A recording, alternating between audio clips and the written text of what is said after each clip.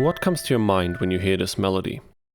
Maybe it's the magical moment of watching the first Harry Potter movie premiere, sitting in the cinema chair as your juvenile enthusiasm is frenzied by this most iconic opening shot.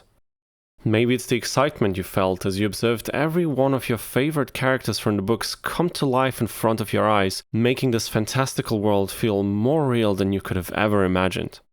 Or maybe it was the anticipation of finally getting to see this ugly-ass Hedwig's theme is an iconic soundtrack. So iconic, in fact, that I had most of this piece memorized even though I have not watched any of the movies in many years. Hell, I didn't even know its name before transcribing it for this video. Orchestral movie scores like this one are always challenging to arrange for a single instrument. There are a lot of different musical elements at play, a lot of instruments working together to create the sound we all know and love. How could we possibly break it down into something that is playable by one guitar, let alone make it easy? Well, stay tuned to find out. As per usual, the first look we take is at the structure of the original piece to decide which parts we want to incorporate into our arrangement. In this case, the piece is fairly long, with quite a few different contrasting sections, but overall there are a few elements or motives that I think are necessary to include. The first one is the opening melody. It starts off on its own and is probably the most recognizable part of this piece. This melody is a good point to start transcribing, so we will.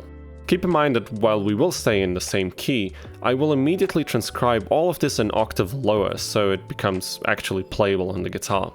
The key seems to be E minor, which is typically favorable for us guitarists. What's nice about arranging popular film scores like this one is that if you're struggling a bit with hearing all the exact notes of this piece, you can bet your inherited hair potion fortune that there's a million transcriptions of it on the internet already, and some of them are bound to be precise and in good quality.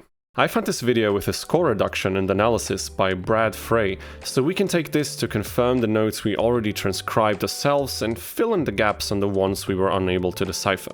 Thanks, Brad. What we can also notice from this score are the chord symbols above the staff. These indicate that there are chords or harmonies supposed to accompany this motive. Since we try to keep things easy around here, we can just include one note per chord instead of the full voicing, so that we keep some of the original vibe while not breaking our hands while playing it.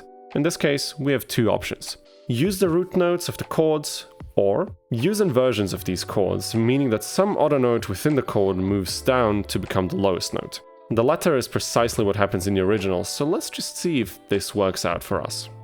Alright, so this is a decent start. Everything is in a low position and playable. There are still a few things we can improve though. Some of the bass notes, such as the low Bs at the end of bar 3 and 4, make the fingering a bit busier while they don't provide much musically in my opinion. I believe they were written because of two reasons. For one, in the original everything is an octave higher, remember? That means that everything will sound a lot thinner by default, so one reason might have been to create a bit more density in the sound. Another one might be the color of the instrument, which is very soft and delicate. With the guitar, I feel like we don't necessarily need these additional notes in the low register. Okay, now we got rid of those two, but there are a few places where we might need to add a few notes. Using the bass notes of the inverted chords, you know, what we decided a minute ago, turns out to sound, well, not all too great.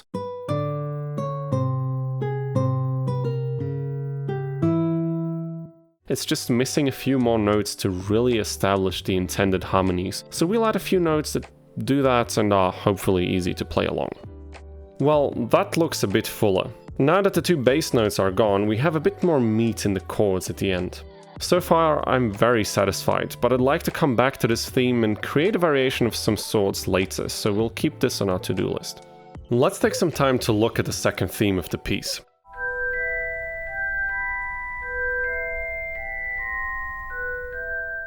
Essentially, we try to follow the same steps we did before. Include the entire melody, possibly untouched, and incorporate the bass notes that are important for the rhythm and harmony of the piece. Then, we can add more notes to certain harmonies to flesh them out a bit. The first draft looks something like this. Looks pretty decent. You might think that the 4-note chords are a bit overkill and that it doesn't really follow the spirit of making this actually easy, but I just can't find a note to omit here that would still sound good enough. I think it is still easy enough, but if you find yourself struggling, you can just avoid playing one or both of the middle notes of these chords, and it will still be recognizable. At this point we are mostly in higher positions, dancing around the 7th fret usually, but this, along with the open strings, allows us to have more comfortable fingerings and play nice and big chords. The next part is an almost identical repetition of the first motif, but with a slightly altered melody. Before that, though, there is a short transition where the blisteringly fast arpeggios from the string section are introduced. We have no way of playing this even remotely close to the original, so we will have to omit them entirely. During this transition, I decided to take the lower notes that are short and played pizzicato and use them for the transition instead. Now, this is the part that is actually difficult. The problem here is straightforward. We have chords that move chromatically, as in the entire chord moves around very quickly. We could simplify this a bit by just removing some of the notes, but since those are only basic triads to begin with, there are no notes that would be an obvious choice. They're all kind of important for the chord to sound full and complete. I actually tried removing some of the notes, but it just didn't sound good at all. If you struggle with this section, by all means exclude a note. I would choose the lowest one personally. But staying true to the original and keeping the main qualities is important, so I decided to keep the chords relatively big. The silver lining here is that this section doesn't need to be played very fast. I played it way too fast in our playthrough video, which was mainly a mistake on my part, so if you do take it a bit slower, it is definitely manageable and will probably sound better. Also, I changed some of the original voicings to make them a bit more suitable for guitar, while also dropping the in-between bass notes so we can play them on open strings. Following these chords, we have an arpeggio section waiting for us. The original has 16th notes being played here, but that's way too difficult, we're not doing that. Instead, I chose a rhythmic value that is slower, thus easier to play, but not too slow so that it actually resembles the sound we want. We're playing 8th note triplets here, meaning we have groups of 3s, which also works very well with the layout of the guitar and the number of fingers we have available in our right hand. Since we play way fewer notes here due to this rhythmic change, I had to take some liberty in terms of which notes we play and which we don't. I ended up not even trying to copy the original note by note. Instead, I looked at the chords which are implied by these arpeggios and constructed easy arpeggios that still contain the same harmonies. Following these arpeggios, the shifting chords are repeated, but only the second part, so the part that starts with the A minor triad on the middle strings. Now the arrangement ends in a tension peak with these big chords, which I don't find very satisfying to play or to listen to.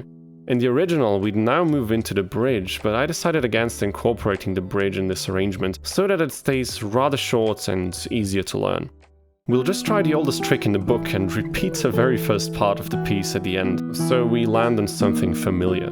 This helps close off the piece, and it is probably the section that is the easiest to play, while also being the most recognizable part of the whole arrangement. I mean, this melody is Hedwig's theme in a way. After playing this a few times, I have to say that I enjoy it this way.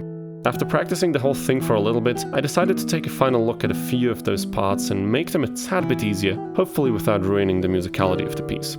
As we know, striking this balance is very difficult, so we'll try to improve the playability by changing very few things in the right spots.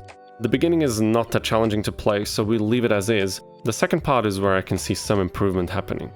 If you look at bar 7, 8, 9 and 13, we can see a lot of E minor chords there. Now, I've arranged these chords in this particular way because they sound full, resemble the bass line of the original piece and are decently playable, but I think we can make a nice trade-off here. We'll move the low notes on a few of these chords an octave down, all the way to the open low E string.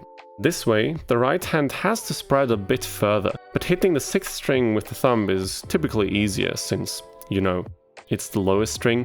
While this also means we got one note less to fret with our left hand. Since the low bass has a lot of, let's call it presence, meaning it is loud and has a lot of overtones, we can omit the middle voices and just play the melody along with this low bass. However, we will not do this with chords that are not just E minor triads, since we need to outline harmonically important events.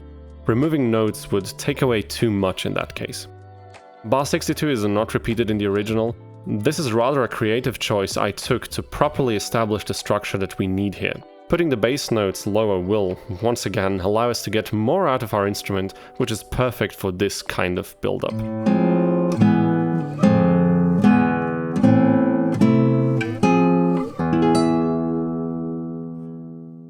we're done. Easy, isn't it? I'm just kidding. Of course, this was quite a journey, but hopefully you'll learn something by watching this. Maybe you can try to apply some of these tricks to your own arrangements or even compositions. If not, I hope that you still had fun watching me go through this process myself. If you're still watching at this point, thank you so much. If you want to see more, please subscribe to our channel and like this video, it helps us out immensely. If you want us to arrange any specific song or piece, feel free to leave us a comment. If you like your suggestion, we're certainly going to cover it. Thanks for watching, see you next time.